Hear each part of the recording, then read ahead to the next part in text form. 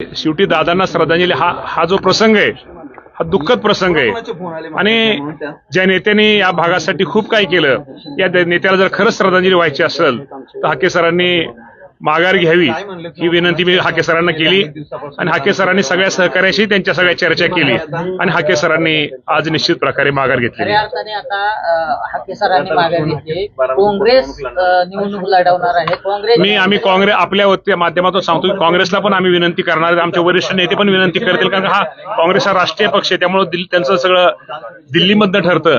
आमचे नेते दिल्लीचे महाराष्ट्रातले जे प्रमुख काँग्रेसचे मंडळीत त्या सगळ्याशी चर्चा करतील आणि त्या बाबतीमध्ये निश्चित प्रकारे तिथंही आम्ही काँग्रेसला विनंती करू की आपला उमेदवारी अर्ज माघारी घ्या. 100% येशील.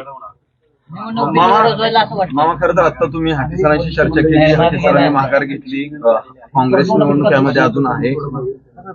काँग्रेस आहे तर आम्ही काँग्रेसला विनंती करतोय शेवटच्या दिवसापर्यंत आम्ही त्यांना विनंती करणार आणि निश्चित प्रकारे काँग्रेसची मंडळी पण ही शेवटी हा पक्ष जुना पक्ष आहे त्यामुळे आजचा हा प्रसंग हा पोटनिवडणुकीचा आहे. हा दुःखद वेळ ही दादांना श्रद्धांजली वाहण्यासाठी त्यामुळे दादांना श्रद्धांजली व्हायची असेल तर निश्चित प्रकारे आणि सुनेत्रा यांना पाठिंबा द्यायला काँग्रेस पक्ष निश्चित प्रकारे यातनं माघार घेण्यासाठी आम्ही विनंती करणार आहोत. सुनेत्र पवार यांचा उमेदवारी अर्ज भरण्यासाठी हाके सर आता उपस्थित राहणार आहेत.